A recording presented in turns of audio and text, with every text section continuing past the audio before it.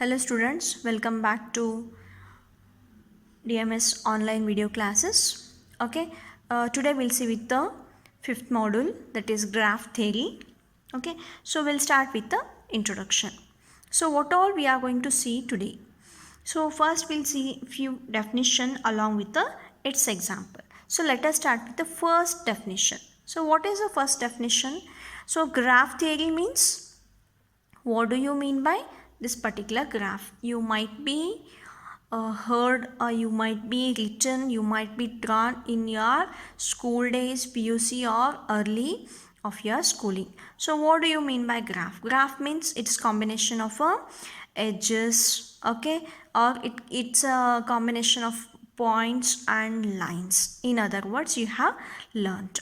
Okay, now we are going to see the same this graph theory or graph with respect to our technical knowledge, with respect to our engineering perspective. So how it is going to work out? Okay, so let us go with the definition. Can you see definition? Yes. So definition, let us go with the definition. Let V, this is capital V, be a finite non-empty set, and let capital E is subset of V into V, means all the vertices set. The pair V comma E is then called a directed graph on vertex set, or it is also called as a digraph on V, right? Where this particular V is the set of vertices. These all are capital, okay? So this capital V is the set of vertices or nodes, and E is, okay, the set of edges, directed edges, or in digraph directed edges, undirected graph, that time simply we are going to take a edges. It is also called as arcs. Next we are having few more things. Totally, to represent any of the graph, we are going to have a certain format. What is G equal to V comma E to denote any such a graph. Okay, so what all things we are going to have? If I need to have a directed graph, then I should have a vertices set, then I should have a edge set.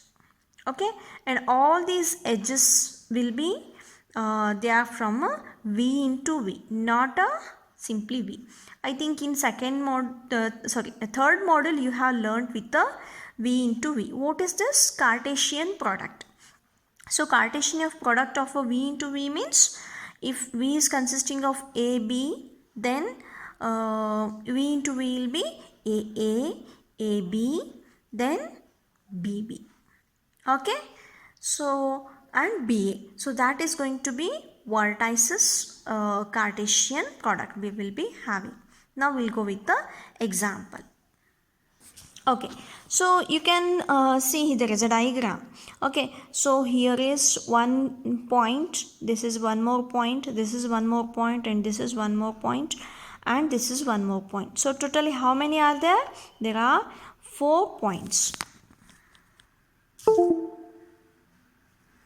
There are 5 points. 1, 2, 3, 4, 5. Okay, when there are 5 points, you can observe these all the lines what we are, they are not straight lines. It's okay, because in definition it is being told simply arcs or edges. There is a connecting line. It is not mandatory it should be straight or something else. Okay, then coming to here, and it is not made it should be should not have a loop, or it should have a loop, nothing like that. It can be a loop and it should be connected. And you can also observe one more point over here, that is E is not connected by any of this. Okay, so it is simply alone, or we can say single. Such point we are going to call as a isolated graph. So from this diagram, first I'll write a vertices. So what all vertices will be consisting of? So it is A, B, C, D, E. Okay, then edge set are from this one, means which all are available. So one is A to A only. So A to A. Then A to B. Then B to C. Then A to D. Only this one we are having. If I write here V cross V, so what all we are going to get over here? I'll just write it. Okay, hope it is visible. No, I think it is not visible. Now it is visible. Okay, so V cross V will be, how many are there? These many. So first it will be AA, then similarly I'll be getting BB, then CC, then DD, then EE. Okay, I'll be getting.